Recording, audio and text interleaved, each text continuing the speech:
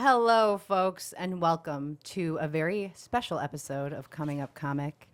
Today we have Chicago Pro James Webb in the house. Hello. Hey, everybody.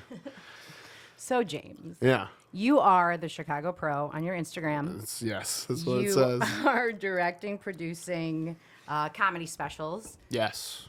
So, tell me, where did it all begin for James? Well, I was born. No, I've been a comedy fan my whole life, and it's my dad's fault.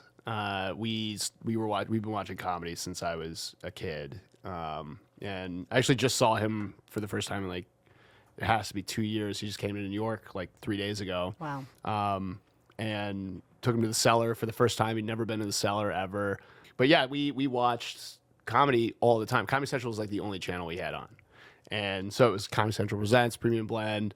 We'd watch Insomniac together with Dave Attell. Oh, my gosh. Just like everything, it was like Jim Brewer albums and like Sirius XM, the Comedy Channel in the car. So I'd always been like around stand-up. And my first, like, what I consider to be my first real job that I like gave a shit about was at the Wheaton Grand Theater out in the burbs when I was, I think, 16 or something like that. It was like old rundown, like piece of shit theater that no one cared about. And Wheaton too. Like if you're from Chicago, Wheaton's like a dry town. It's got the most like churches. I think it's the most churches per capita in the Western Hemisphere. I think someone told me that's in Trivial Pursuit. Wow. As an answer to that question. So like just total like snooze fest of a town to grow up in. And I got a job at like the one place that was like trying to make cool shit happen. And that's where I like started, I guess, in the business, was like learning from the venue side. So I learned like box office stuff and like theater management stuff, learned how to, do like stage management stuff there. And then my folks were going to move back home because my dad had to do some shit back in California. And I was given a choice whether to go or stay. And I said, fuck it, I'm moving to the city. And I got another job at they called it the Chicago Center for the Performing Arts. And this is 2006, 7, 8, around there.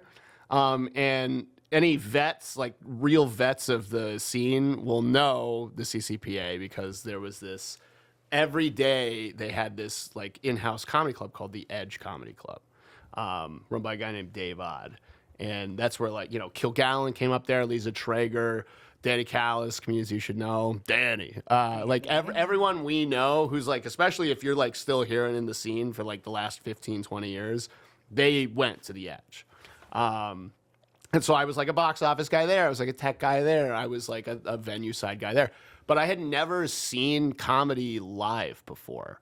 So I like, when I would, get done doing work shit, I would just go into one of they had 2 black box cabaret theaters, and at any given time on any given day, there'd be an open mic or a showcase or like some kind of theme show. So I'd go in there and watch the shows, and that's where I like met everyone in the scene. Fast forward to like 2012. One of our and Mike Okendo too, Mikey O. I don't know if you know Mikey O. Yeah. Legendary Chicago producer, still runs shows. He runs shows out of Joe's on Weed Street. Okay. In the Joe's in in Rosemont. But like it was 4 rooms in this one venue. There were 2 black box cabaret theaters that were like 100 seats each. And then there was a West Town studio theater downstairs. It was the very beautiful spaces. That one was 140 seats, kind of like red velvet chairs nailed to the floor with a nice like 50-foot stage, doing a lot of like really cool like plays in there. And then the main stage was 315 seats, and it was like a bowl, like a half bowl. And Mikey O would run shows there every week and sell it out like 4 times in like one day. I think like he'd do 3 shows on a Saturday, sell them all out, come back, do it Sunday again. So it was a comedy hub. Like I think it was for me at least, at the time especially, the biggest comedy hub in Chicago. And every make and model of person was doing shows there. It was the black rooms, it was the white rooms. Like the black room still had the South Side. You still had Jokes and Notes, which I unfortunately never got to go to before it closed.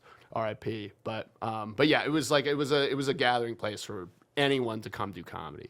And so one of our resident companies, City Church, bought us out, and we found out that we were all losing our jobs over Twitter. So they were kicking all of the fun out. So we had nowhere to go. Like the edge was over. None of the comics had like anything to do. And this was kind of the genesis point for this showcase boom. There was CYSK was still a thing. Comedians You Should Know every Wednesday at Timothy O'Toole's. The Lincoln Lodge, of course. The Lincoln Lodge has been around forever. I think it's the longest running indie show in the world. Wow. That's what they claim, and I believe them. Yeah, you had Lodge, you had CYSK, you had, I think Riot Comedy was a show that Megyn Kelly and Lisa Traeger ran, if I'm getting that right. But that was like pretty much it as far as shows. Zanies wasn't booking local comics at the time. Laugh Factory didn't exist yet. It was a Lake Shore theater, I think. So me and 3 guys, Keith Pazel, Todd Massey, and Ken Whitskell, got together. They asked me, they formed this idea. It was like, hey, let's start a fucking showcase because we don't have anywhere to go. So Todd found this bar in Wicker Park called the Crocodile, which is now called District. And we started a show called Stand Up there in 2012.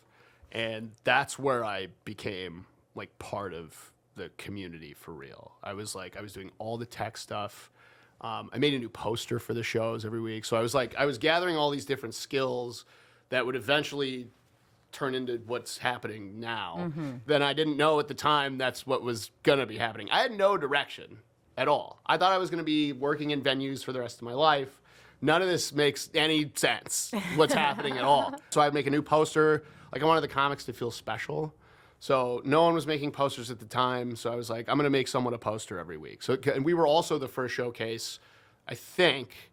This is all stuff I think. I don't know for sure. So grain of salt. But like the concept around stand-up was Chicago is just full of the showcase shows. So everyone's doing 10 minutes. No one's doing a half hour, 45 minutes, an hour. How can you get an album? At the time, this was when albums were a thing too. Specials weren't even like accessible to guys like us yet. So we're like, how do we do something different, and how do we help comics get better? So one of the boys came up with the idea of like, let's do host, feature, guest, headliner, so that someone can go up there and work their hour out. So I'm pretty sure we were the first showcase to do that, or one of the first showcases to do that.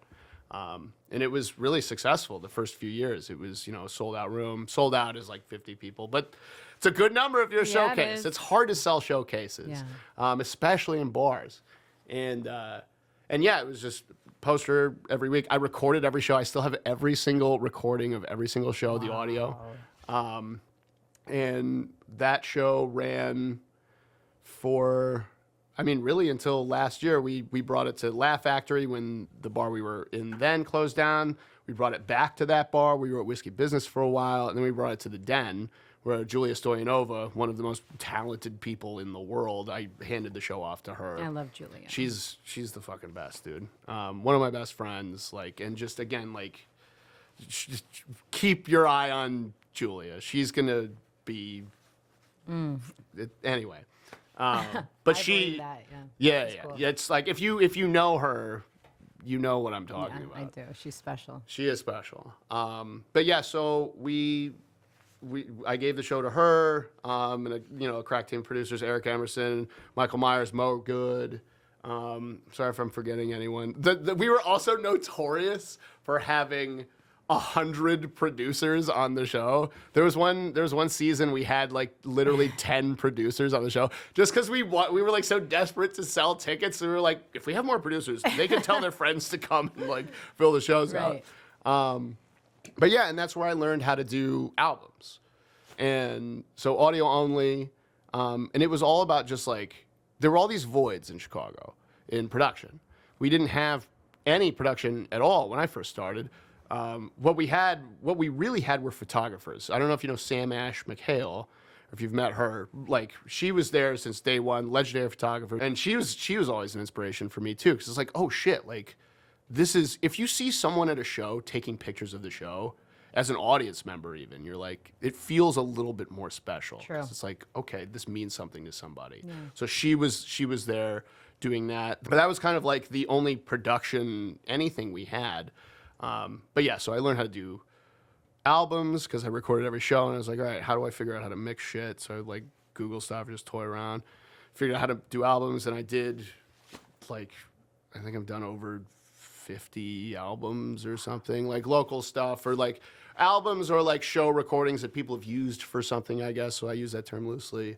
And then who approached me for the first, I think it might have been Kilgallen approached me to do my first special.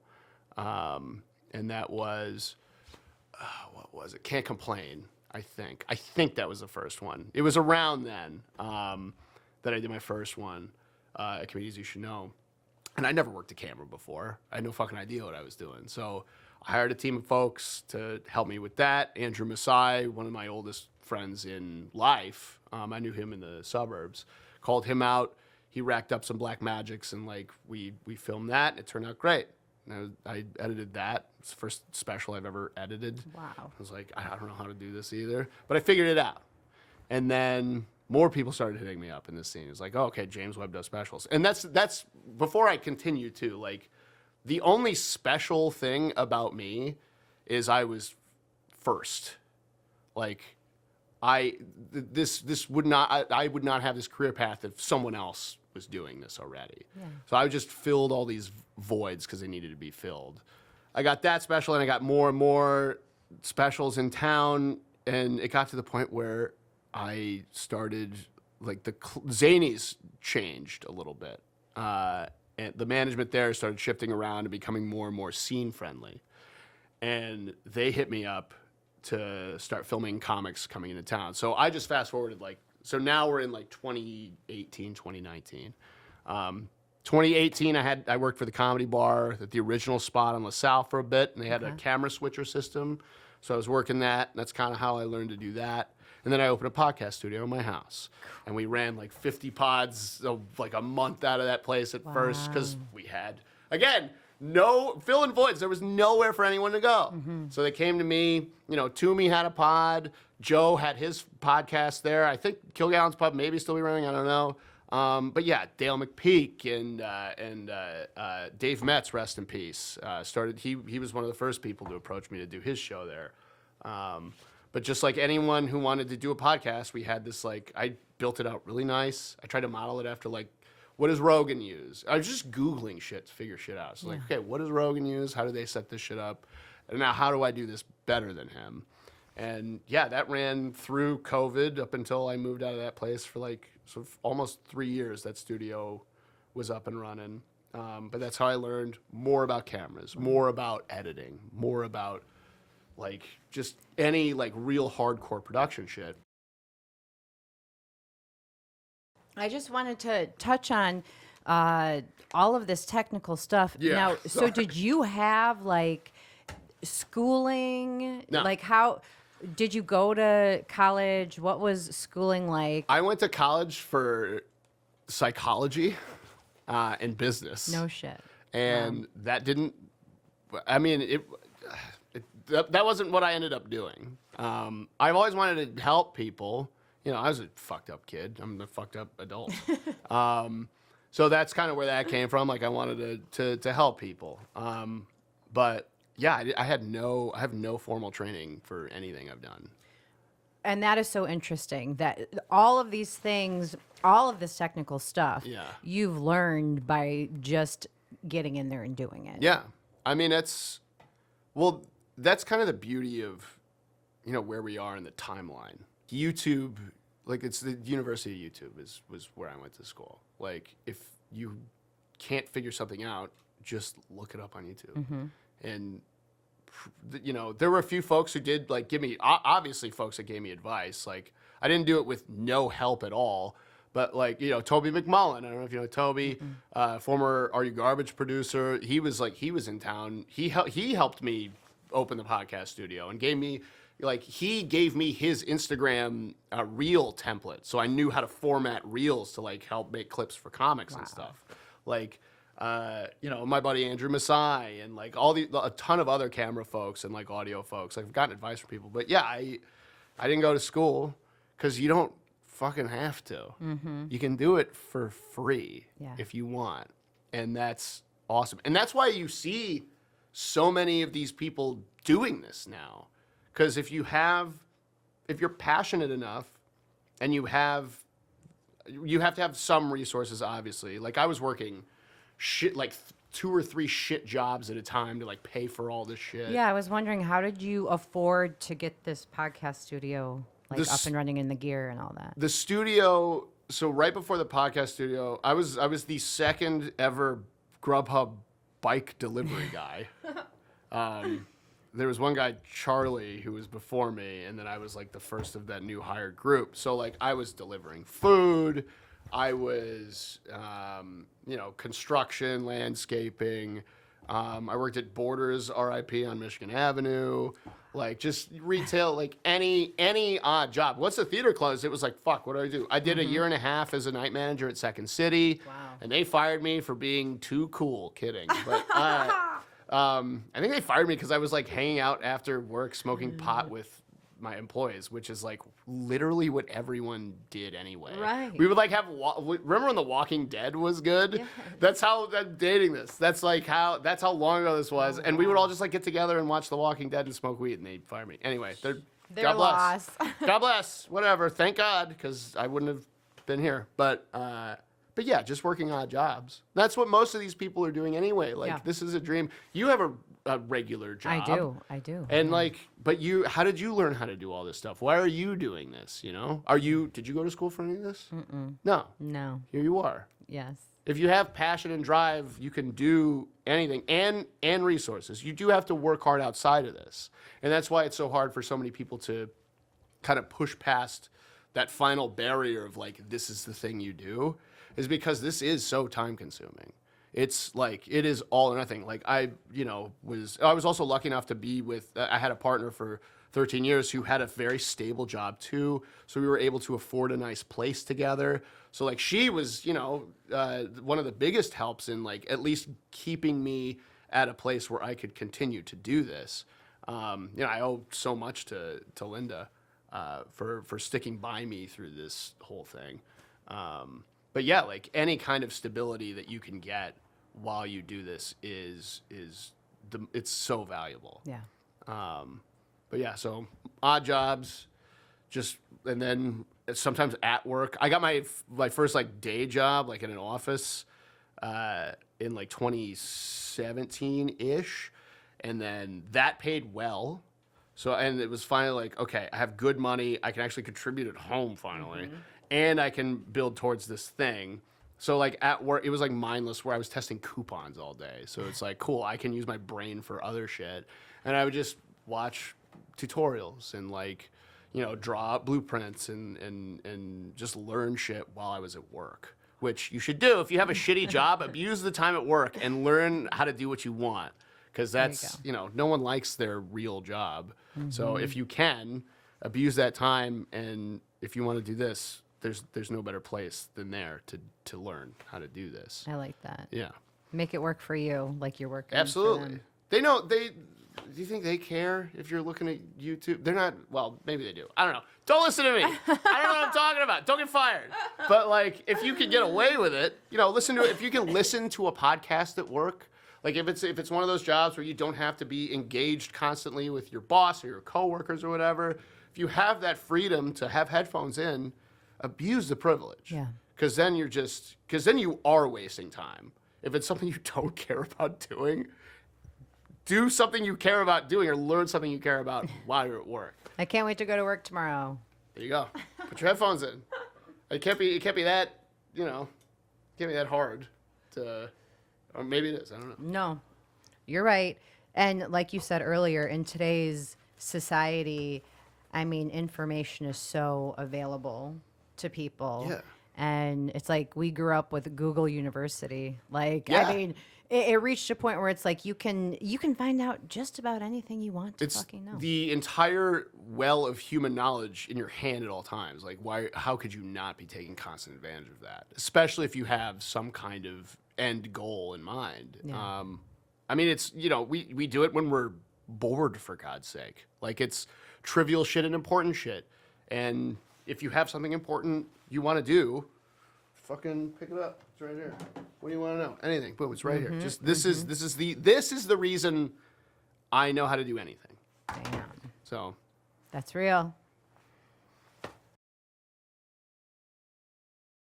Do you perform comedy yourself? I've done 3 open mic sets in my life. Wow. My first open mic set was the very last Edge Comedy Club open mic. Okay. I roasted like all these comics who were there. It was terrible. It was very fun. It was, I think, Leah Berman. Do you know Leah? I know that name. The fucking queen, dude.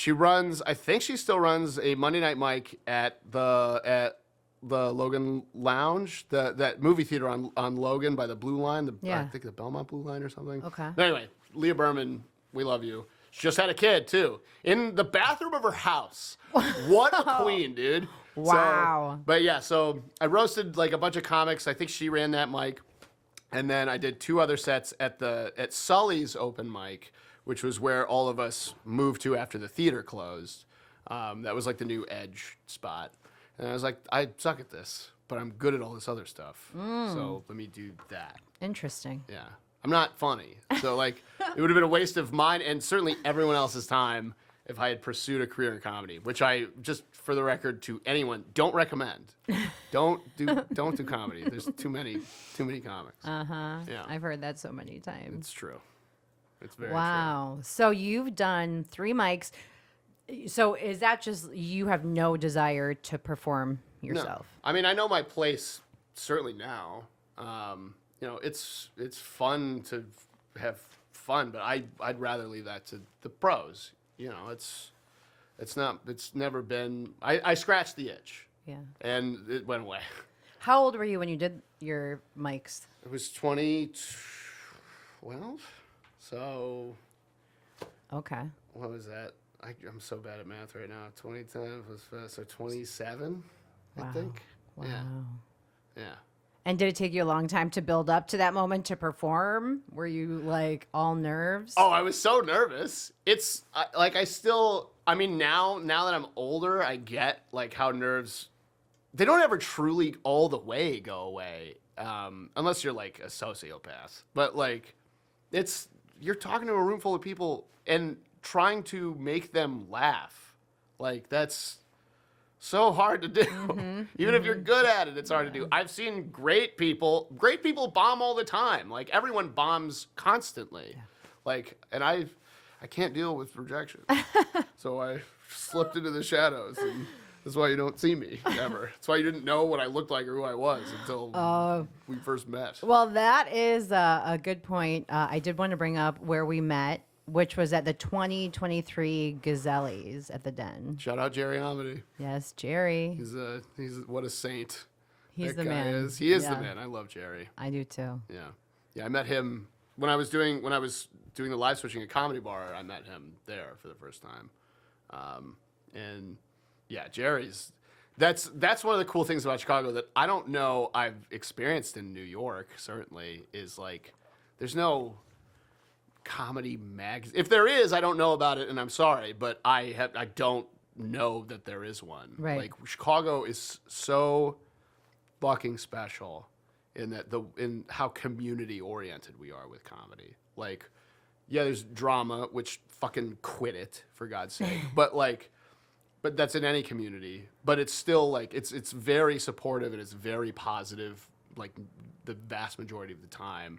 And that's how things like that can even become a thing. The comedy gazelle, you know.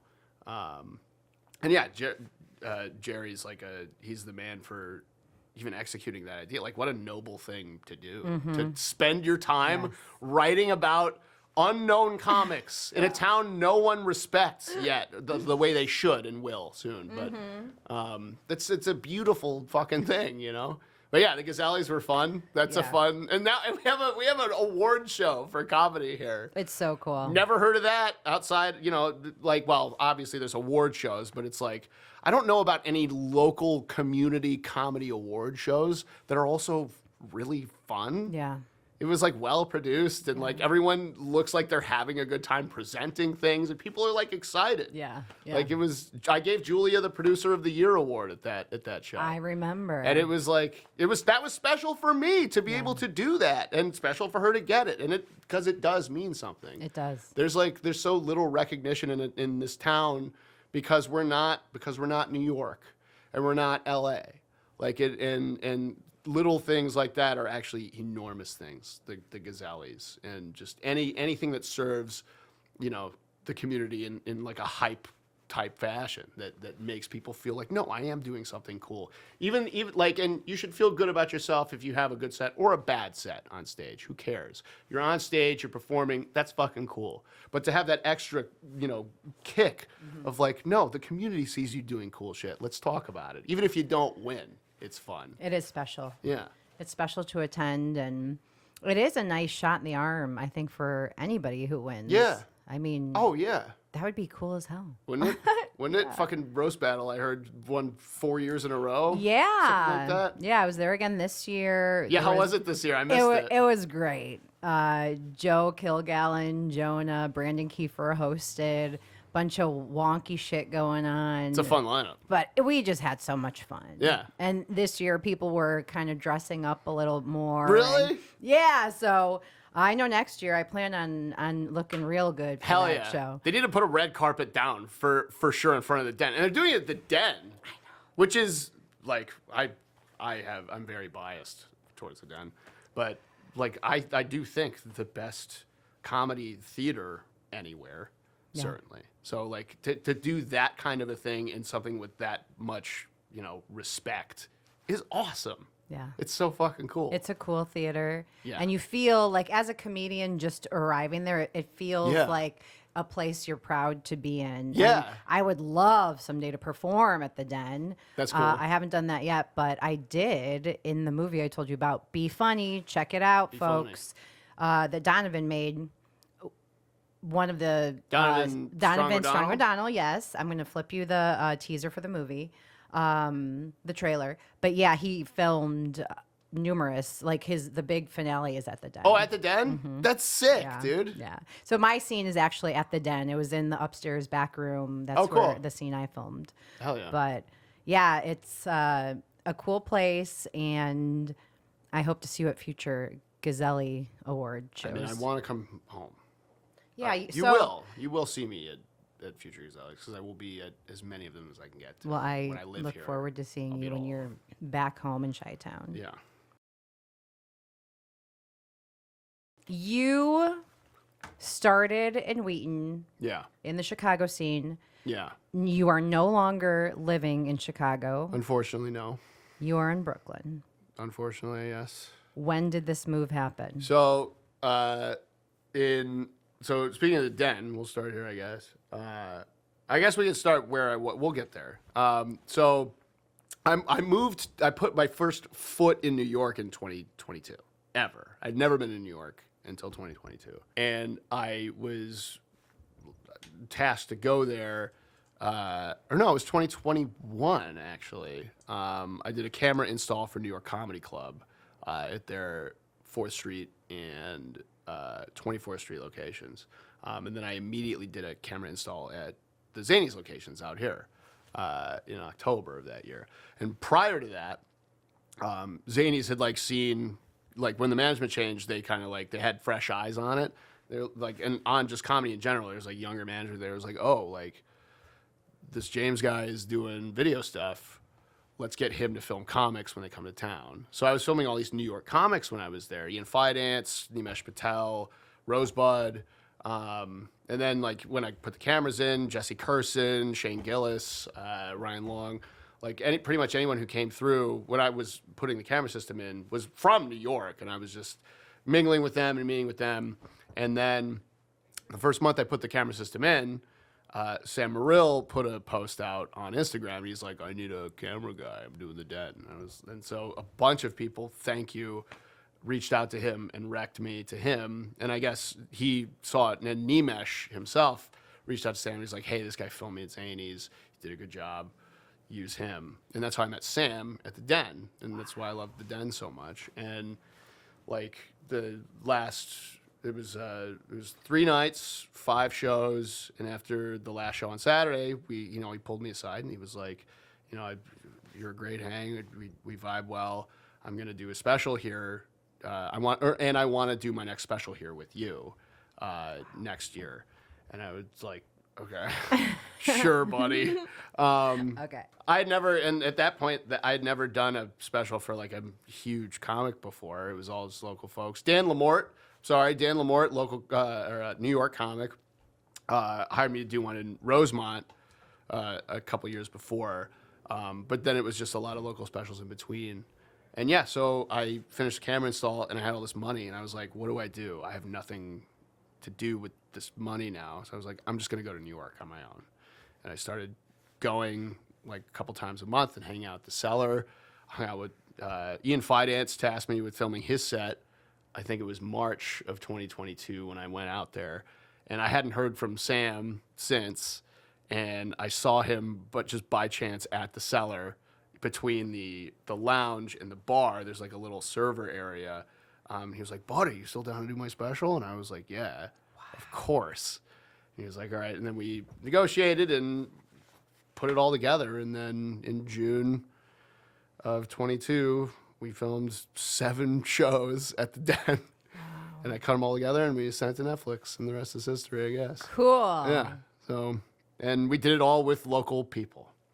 We didn't have to bring anyone in. I guess technically Jesse Chifo, shout out, one of my fucking bros to the end, is from Madison, but he's a Midwest boy. And one of the most talented, certainly more talented than me, directors, editors, DPs, colorists, like he could do it all. And at the time, I hadn't never talked to him, but I saw his pictures because he takes photos for Comedy on State.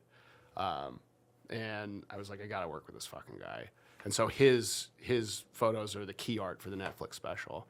And he's gone on to do like incredible shit for a ton of comics. He just filmed Joe Dombrowski. He just hired me to come assist him for Joe Dombrowski at the Den a couple months ago. So like, and I think that's the coolest part of anything that's happened to me is that I've been able to hire people we all know, Stephen Haas, Peter Bonello, Whitney Chitwood, like all these local people to do these big time specials. Now we all have Netflix credits, HBO credits, Hulu credits, like all these credits. And it's like, which is just further proof that like people should be looking at us because we can do this shit too. Mm-hmm. Yeah. So after that special, all this New York talk kept happening because like that's where all these people were. So it was like, all right. So I got a room with I had roommates at 37. Fun. No judgment. But it was like I was like, I haven't had a roommate in a long time. But I got a room. I rebuilt a studio in Brooklyn with these 3 dudes, Jared Schwartz, comedian, Mario Peralta, and Pat Samha, aka Patty Clips, who's like another, like out in New York. My God, there's so many fucking versions of me out there that are better, younger, faster, doing all this. And then I eventually just moved all the way out there last January. I moved out of that spot. I plunked down in my own spot where I currently live and hate because it's not here. Aww. So, but yeah, New York is fine. Yeah. No. It's so bad, dude. So what is the biggest, we talked a little bit bore we started. So you were saying There's just a different vibe in New York. Tell us more about that. Everyone's mad. Everyone's always mad. And it's not because they're mean. It's because it's a hard place to live. Like, the rent is unbelievable, the rent. Wow. Like, I'm paying penthouse prices for a one-bedroom apartment. And that's everyone. You know, or if you pay like a regular one-bedroom price, you live in a room half the size of this, right? And it's not like it's not a place that can sustain happiness for a considerable amount of time. So everyone there has walks around with a scowl on because it's a fast pace, so you're always hurrying to get somewhere out of your expensive shoebox apartment and.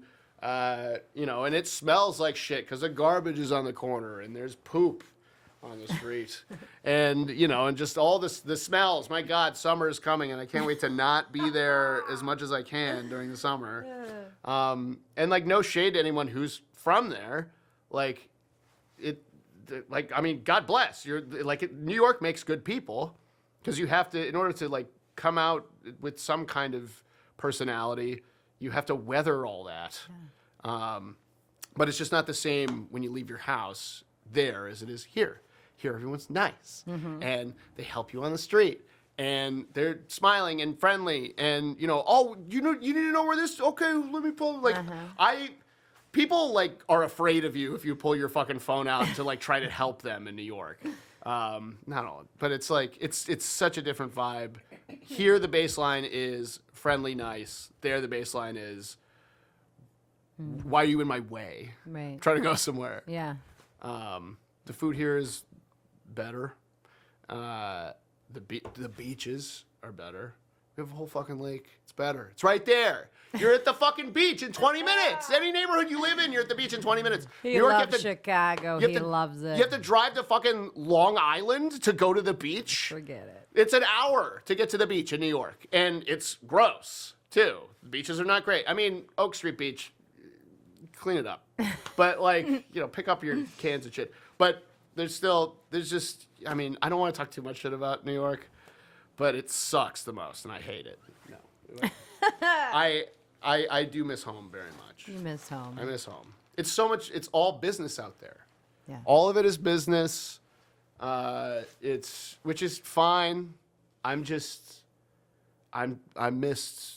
too old. I did all my development here where people are calmer and nicer and you're not plugging your nose when you walk down the street. It's what a thing to that's not even an attaboy. That's how the world should be. Shouldn't smell like shit everywhere. But I mean, the best parts of New York though do have Chicago beat. I will say that. I can go to the Comedy Cellar any night I want and see the best of the best do what they do. I'm also lucky that the Cellar knows who I am, for God's sake. That's ridiculous. That's huge. And they let me in and I get to watch my heroes do what they do best. And that's, you really can't put a price on that. I mean, that's one of the main reasons I'm still there. And I get to work with the best comedians in the world, which is, again, it's I complain, but it's I'm being a little bitch. All right? New York does fucking rule, but I'm homesick. Yeah.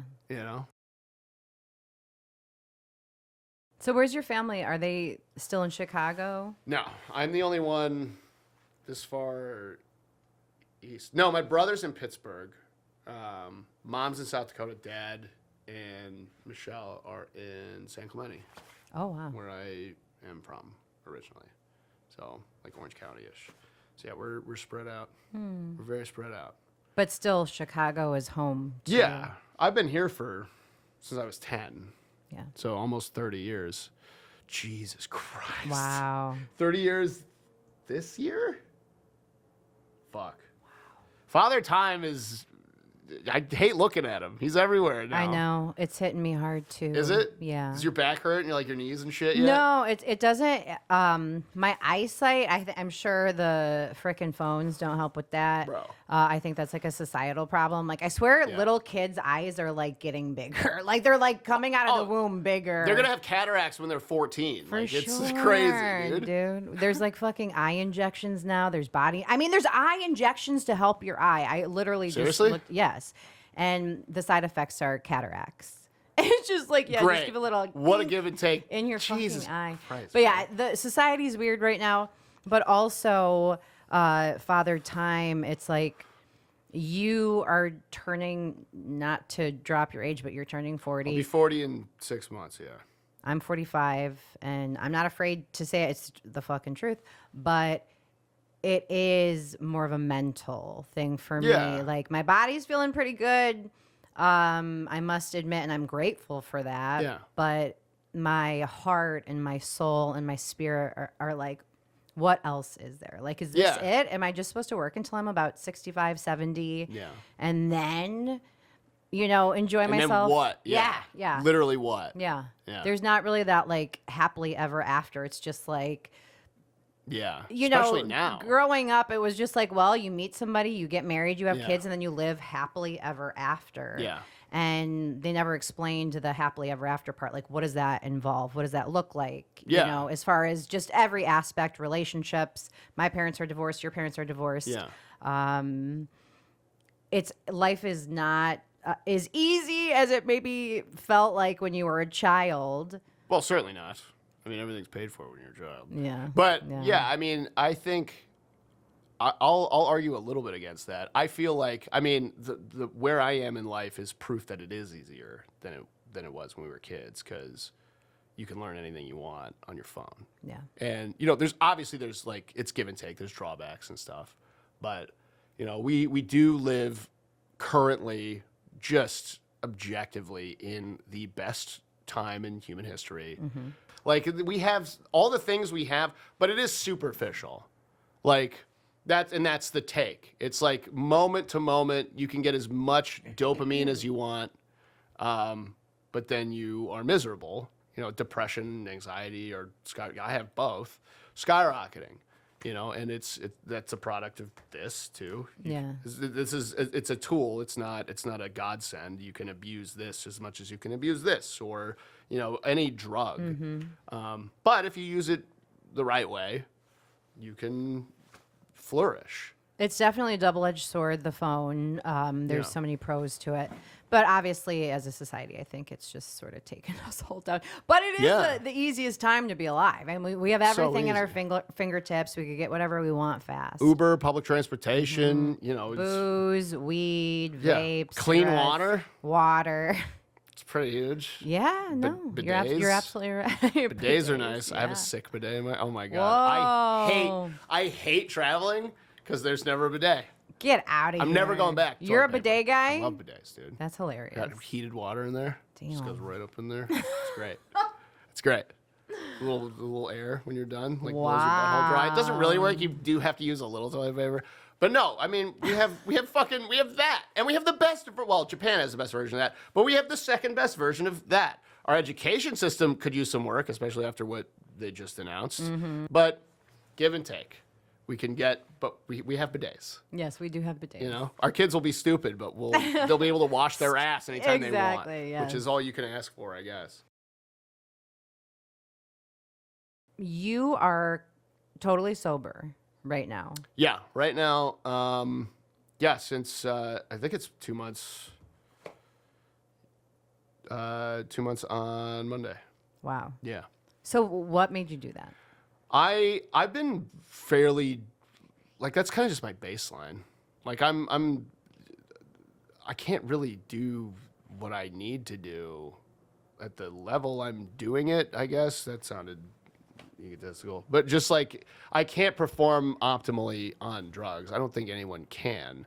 And that's a primary motivator for that, certainly.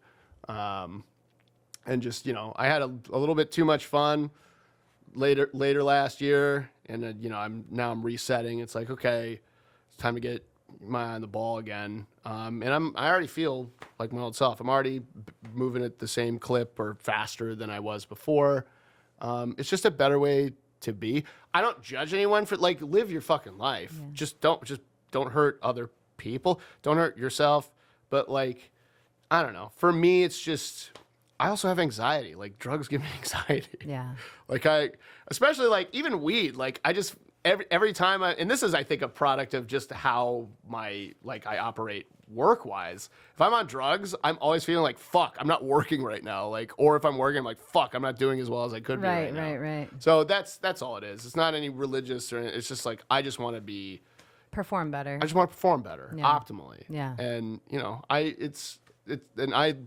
like my job is very high pressure. I work for very successful people who deserve to have the best quality product. And I'm lucky enough to be one of the people to be chosen to help them do that. And I can't do that if I'm, drunk or high. Yeah. So that's it.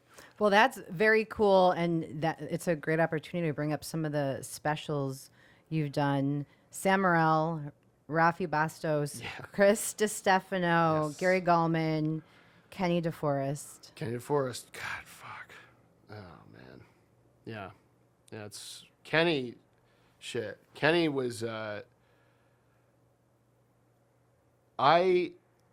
never got to be super close with him, which, not for any real reason other than we just weren't running the same circles, but he, the short amount of time that I got to spend with Kenny was spectacular. Like he was one of the fucking best people I've ever met, truly. Like, people say that about people they lose, and that's good. You should only say positive things about anyone ever, but there are a few people, and we've all lost people in the scene too. Dave Metz, another person I brought up earlier, helped me start my studio. He was a great dude. I never spent any really much quality time with him either. And he's another one of those guys that, like, the people who knew him loved him. And Kenny, God, dude, like he hired me on to do his special in May of 2022, right before I did Sam's Netflix special. So he was kind of like, the final test before, like, the big time. And, I learned he was gracious enough to let me learn how to use the gear I was going to use for Sam on his special. And I'm very proud of how that turned out. And not to have let him down. 'Cause I'm always scared that I'm going to, I fuck up stuff all the time. Like, I'm very critical of myself. And Kenny was one of the least critical people ever. He was so kind and generous. He let me stay at his place. I didn't live in New York yet. I didn't have a place. And I slept in his living room and hung out with him a couple days while we were gearing up for the special. And he just, like, anything, he was always asking if I needed something or, like, whatever. He's such a kind person. And unfortunately, Aaron Weaver, another former Chicago comic, he lives in LA now. He worked on the special with us. Just told me last week that his special was taken down from YouTube. And it may be a rights issue. Again, just a testament to how lovable Kenny was. There's a country singer, Charlie Crockett, whose song and he's like a big deal in the country world now. And even then he was bigger than we should have been asking. But Kenny asked him, hey, can we use your song, I'm Just a Clown, for the intro? And he got it. So I don't know if it's related to that, but hopefully that'll be back up online soon. When it is, I'll link it in, all of my stuff. I had it linked since, that's one I'll never take down. People need to know who Kenny was. Yeah. And I'm happy that I got to spend any time with him. And I feel horrible for the people who knew him best, because you still hear people talking about him all the time in New York. And he was a Chicago guy too. So stand up we started on Thursday nights. It was the only Thursday. That was a big deal back in the day. It's like, we're the Thursday show. CYSK is the Wednesday show. And Kenny, Adam Burke, and someone else, I think Jeff Steinbrunner, someone else started a show called Parlor Car on Thursday nights, like 9 months after we started our show. And back then, I was a little shithead. I would get really, jealous or mad or whatever. Like, this is my night. Kenny reached out to us and was, before they started the show at all, and was like, hey, do you guys mind if we do this on the same night as you guys? We're far enough away. Because back then especially, it was such a big deal to have a show on the same day. But he wanted to make sure that everything was cool before they did it. And they became the Thursday show. And rightfully, they had the best comics on, and because it was being run by the best dudes, with, of course, Kenny. Yeah. Fuck, I haven't had to think about Kenny this much in a long time. But I'm glad I got to. He's someone you want to remember, Yeah. Yeah.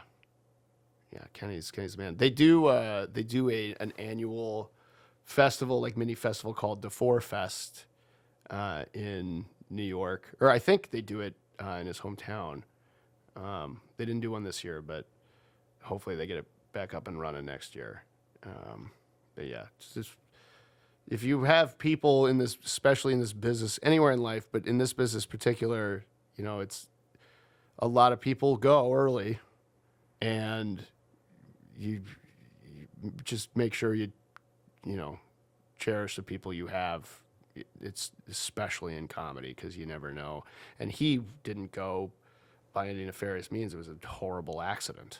Yeah. So, just value the people that you have when you have them, because you never know. Yeah. So highs and lows since you've been in this business. Oh, yeah.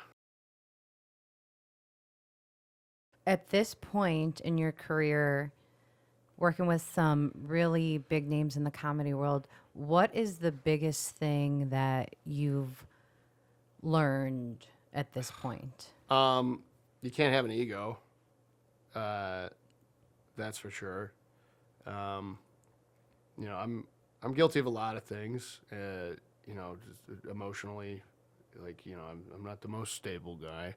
And coming up, this business is made for that. That's what this business is, for God's sake. And, I got a little high on myself, I think, early last year, because I was doing so much, and that became a problem. I was doing too much, and I thought I could do it all. Because, and I think that's also, I needed to be checked. I'm getting older. I'm not as quick.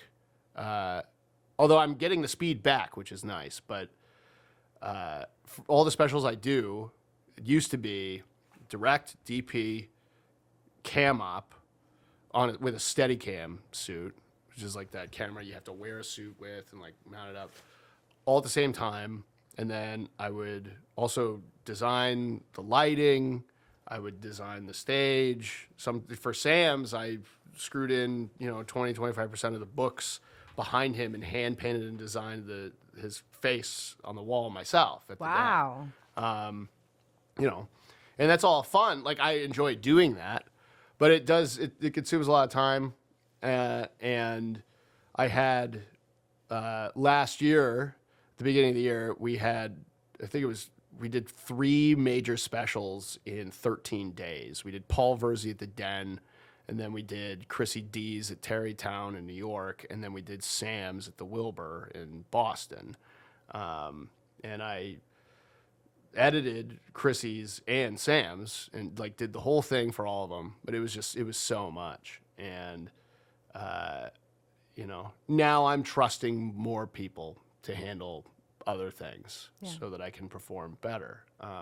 And there are, again, I said it earlier, I'll say it again, I'm not the best. I was first.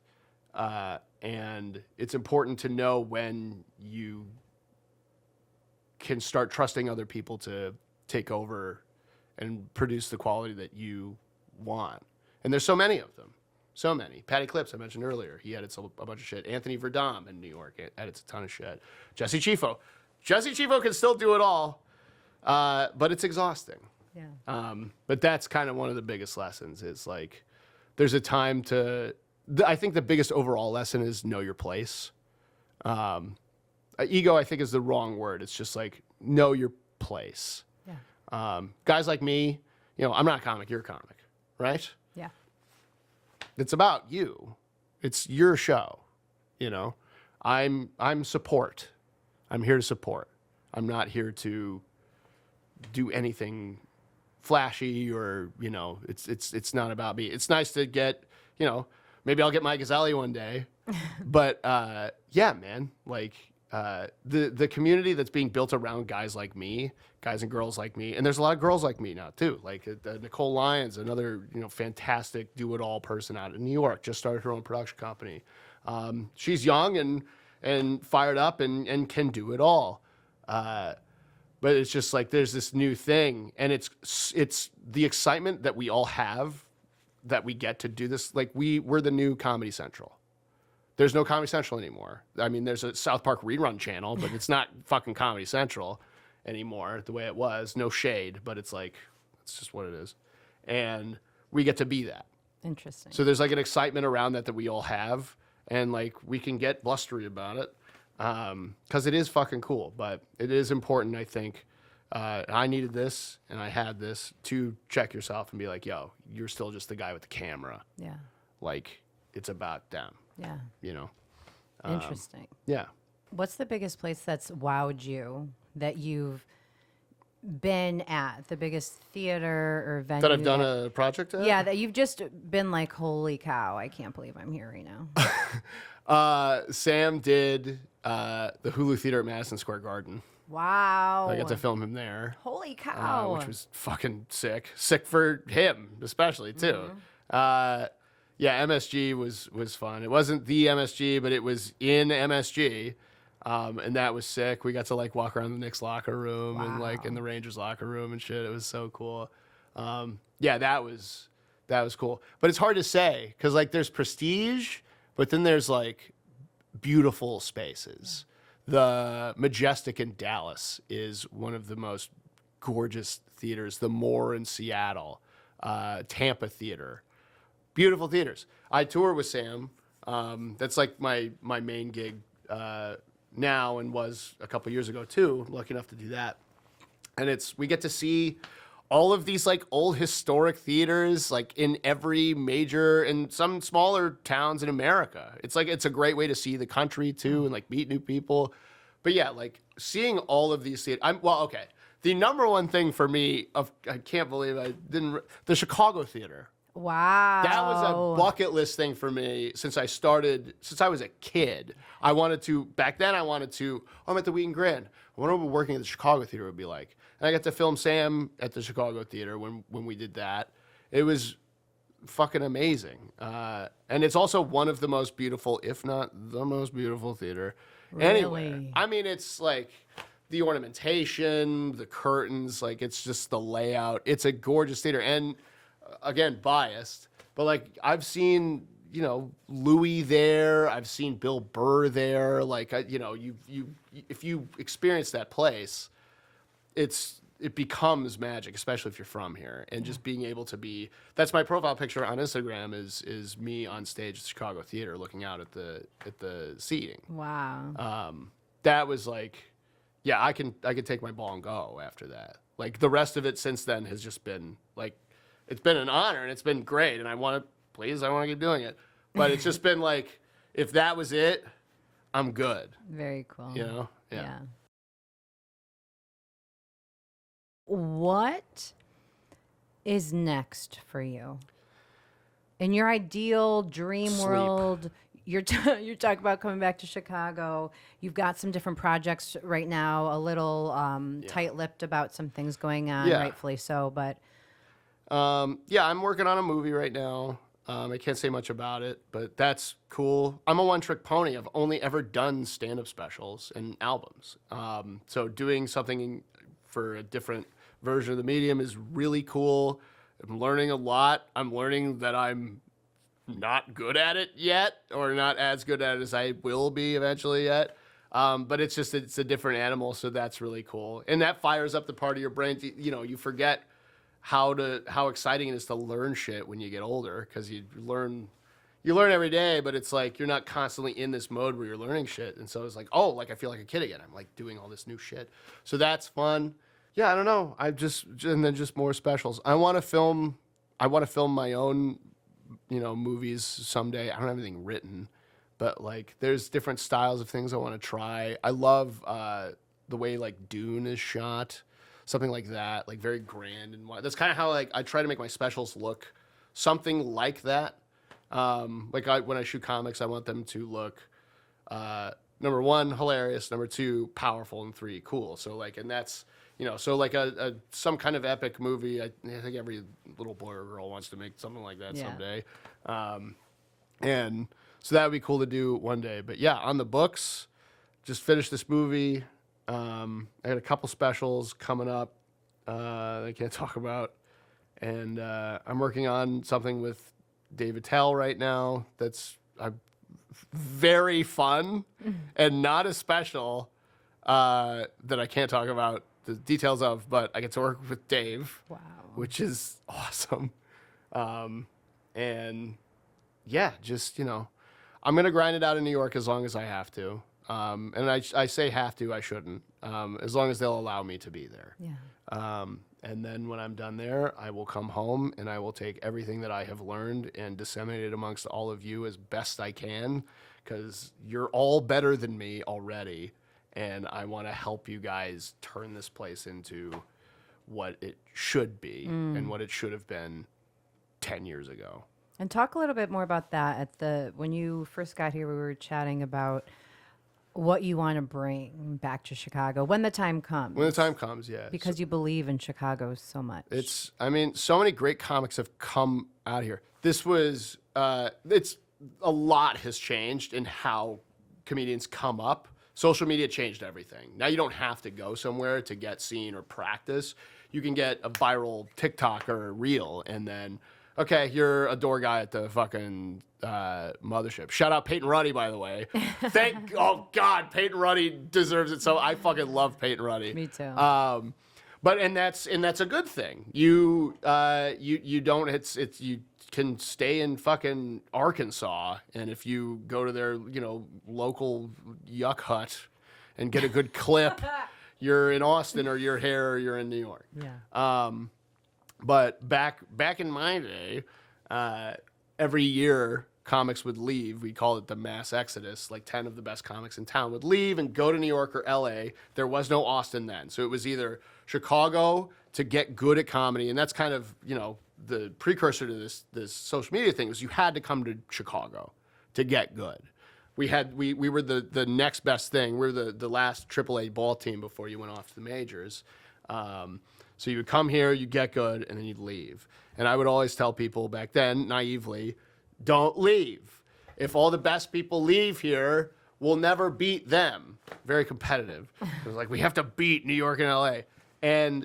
But that was wrong, because those comics, it's not a team sport. It's a solo sport, comedy is. It's selfish for me to ask that of people. So they all went off and did their thing, got big, or just were happy or whatever they needed to do in another city. And that's fine. But my goal is to flip the community into an industry, but an industry that still feels like it feels now. Right. And there's a lot of elements of that exist currently. It makes me very happy to see. You got guys like Stephen Haas out here, Donovan Strong O'Donnell out here filming shit that is unparalleled quality. Every week there's a new fucking amazing sketch or vignette from these people here. James Austin Black, all these guys who are guys and girls who are just making shit because the gear is accessible. Again, another reason I couldn't do anything was because I couldn't afford the gear until I could. And now the gear is so financially accessible. You know, I filmed Sam's Netflix special with Blackmagic 6K Pros, $2,500 cameras instead of $250,000 Arri Alexa LFs. Like, and you can make shit that looks and sounds good now for next to nothing. And there's so much of that going on here now. And I'm paying attention to like New York stuff, but maybe I'm in a bubble. I don't know. But all I'm seeing is Chicago stuff, like all these great, vignettes and sketches and stuff coming out of here. And I want to eventually come back down from Olympus and retire here. And again, like give, and hopefully bring some of these people with. You guys know it's fucking a third of the price to live here, and it doesn't smell, and the food's good, and the music's good, and the comedy's good. What are you doing? You can come here. Let's build a cellar here. There's people who are talking about opening clubs here that I know and can't say anything about, but they should and will, and when they do, they're going to be high quality and run by good people that will book you and pay you money that you won't spend all of living in the city you currently live in, New York. So there's no point in not coming back. I'm happy here. I feel at home here. I have community here. I belong here. And I will be here again soon, I hope. I love that, man. I'm excited to have you back when the time comes. When the time comes.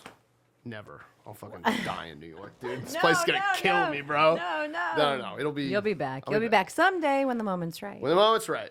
I got a lot more stuff to learn because I don't want to come back empty-handed either. And that's the thing, too. Like, everyone I just mentioned already knows everything I know because they all have fucking streamer credits. They've all done the big shit. Yeah. Like, they just have to be the solo act that I was. Or not, or whatever. But like, Stephen Haas, I guarantee you someday very soon will be directing a Netflix or an HBO special. Like, he's incredibly fucking talented. Jesse Chifo too. God knows he may already have, and they just need to sell it to the right place. These people are so fucking good at what they do, and they're still here. So I don't know what more I can teach people other than the business side of things. Yeah. Yuck. But... Well, and that might be the only necessary component left because we don't have that here. We don't have agents and managers and stuff like that who I used to not like, and now that I know who they are and what they do, I do like. I just, and now I can help everyone here. I just want people here to understand how it does work, so we can take the best parts of how it works and then add better parts and fix it, so that it can be ours, and then bring talent here to stay. So that we can all make a shitload of money and all stay with our families and our friends and be happy and eat fucking... I miss Italian beef so much, dude. There's one place in all of New York, Brooklyn Hero Shop, it's the Chicago beef sandwich. That's the only Italian beef I've ever fucking found there. There's no tavern-style pizza in New York. It's all this floppy bullshit garbage. Like, Professor Pizza's here. You don't need to go to any other city. Professor Pizza will make you any kind of pizza you want. And he's here. Well, he's in Vegas right now, but he's here. So, anyway. I miss home, dude. I can't wait to come back. I'm so happy I'm here now. I'm staying for... like a week and a half. I don't have to, but I want to because I fucking miss this place so much. So fucking much. I can't wait to go to all your shows this week, next week. I'm missing Humboldt Jungle right now. I don't care because I'm doing I'm doing a podcast. Again, a thing that we didn't have until 5 years ago. I get to do podcasts at home. Yeah. How fucking cool is that, dude? So, but yeah, I'll be back. I'm wondering, like, at this point in the game, with almost 40 years of life under your belt, not quite. Yeah. But what do you think it all means? Life? Yeah.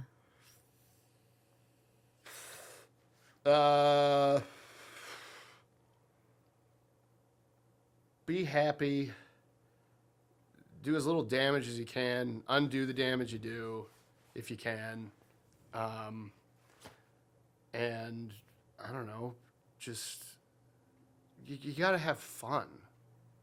So many people.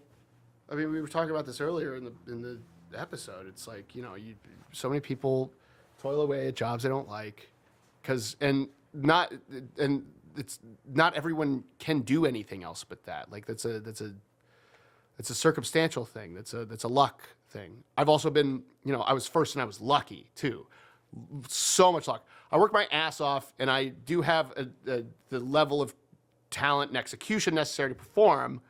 But so many other people also have that and way more, and they just weren't lucky enough to show the world that. Yeah.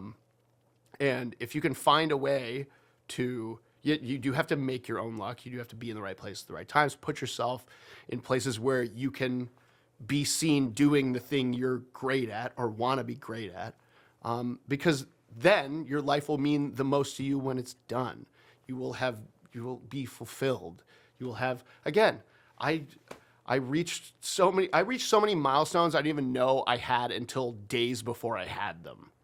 And, and then I reached the Chicago theater, one that I had for 20 years. And I didn't perform there but that wasn't my goal. My goal was to do something cool there, work in that building, and I did it. Yeah. And like I said, fucking shoot me in the head right now. I'm good. I'm fucking good, dude. Hell yeah. And that's what life is. Fulfill yourself. And yeah, life is what you make it, or whatever they say. But it's true. Fulfill yourself. Fulfill yourself. That's real. Yeah.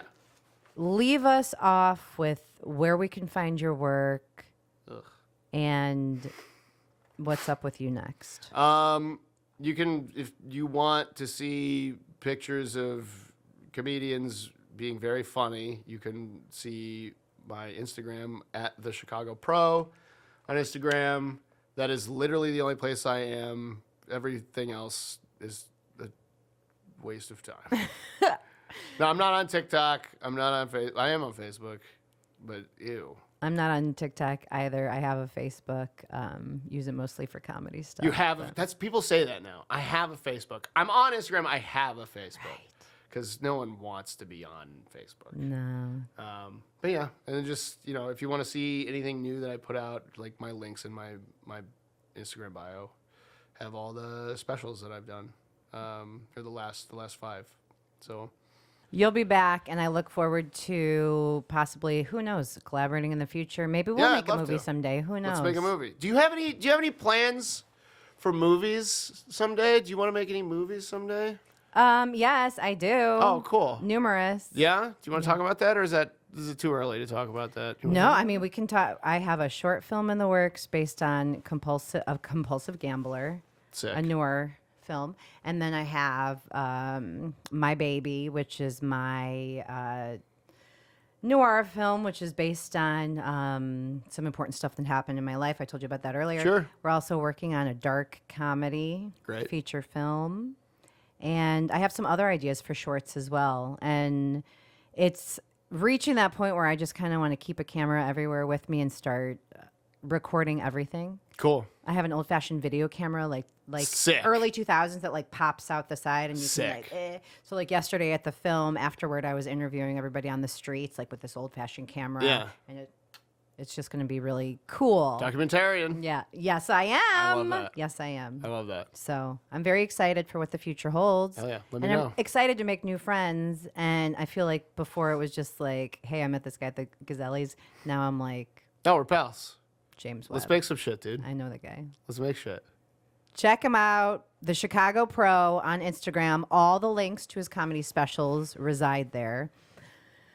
James Webb, director, producer of comedy specials, some of the best you've ever seen. So check this guy out. And James, thank you for your time. Thank you. This was fun. This is Coming Up Comic. We'll see you next time. See you next time.